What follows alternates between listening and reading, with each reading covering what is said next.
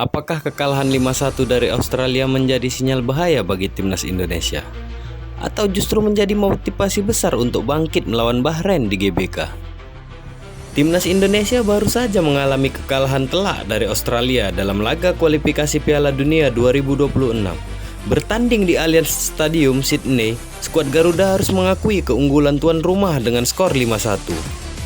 Lantas, apa yang sebenarnya terjadi di pertandingan ini?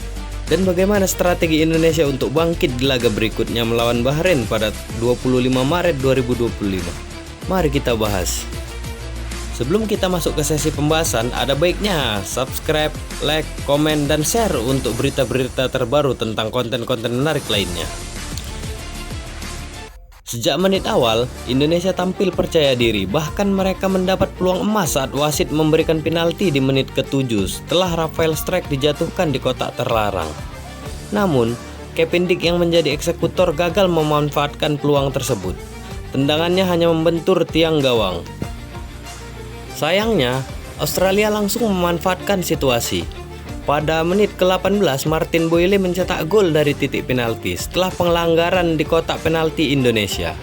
Hanya berselang 2 menit, Nissan Pelupillai menggandakan keunggulan menjadi 2-0 setelah memanfaatkan umpan terobosan. Menjelang babak pertama berakhir, Jackson Irvine menambah keunggulan Australia menjadi 3-0 melalui bola rebound yang gagal diamankan pertahanan Indonesia. Babak kedua pun tidak banyak berubah. Pada menit ke-54, Lewis Miller mencetak gol keempat Australia melalui sundulan dari sepak pojok Craig Goodwin. Pada menit ke-78, Ole Romani mencetak gol hiburan bagi Indonesia setelah memanfaatkan kesalahan lini belakang Australia. Di menit ke-89, Jackson Irvine kembali mencetak gol dan memastikan kemenangan Australia dengan skor 5-1. Kekalahan ini menjadi tamparan keras bagi timnas Indonesia. Namun, tidak ada waktu untuk meratapi hasil ini. Mereka harus segera bangkit untuk menghadapi Bahrain. Kekalahan ini harus menjadi pelajaran penting bagi tim asuhan Patrick Kluivert. Ada beberapa hal yang harus diperbaiki sebelum menghadapi Bahrain di Stadion Utama Gelora Bung Karno. 1. Mentalitas dan fokus. Indonesia kehilangan momentum setelah gagal mengeksekusi penalti. Mental pemain harus lebih kuat agar tidak kehilangan semangat saat menghadapi tekanan. 2. Kerapuhan lini belakang.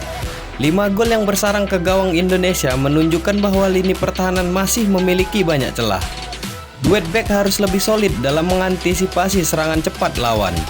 3. Penyelesaian akhir.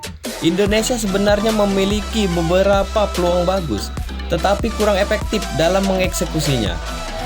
Ketajaman lini depan harus ditingkatkan untuk bisa mencetak gol lebih banyak. Bahrain bukan lawan yang bisa dianggap remeh. Mereka tengah dalam performa yang cukup baik dan juga sedang memburu poin penting di kualifikasi ini. Laga pada 25 Maret di GBK harus menjadi momen kebangkitan timnas Indonesia. Sekarang saatnya kita sebagai pendukung timnas Indonesia memberikan dukungan penuh. Ayo penuhi Stadion GBK pada 25 Maret dan tunjukkan bahwa kita tetap percaya pada Garuda. Kekalahan dari Australia memang menyakitkan, tapi ini bukan akhir dari segalanya. Masih ada kesempatan untuk bangkit dan membuktikan bahwa Indonesia pantas bersaing di level tertinggi. Jangan lupa untuk follow akun ini untuk update terbaru seputar timnas Indonesia. Berikan komentar Garuda bangkit jika kalian yakin Indonesia bisa menang melawan Bahrain.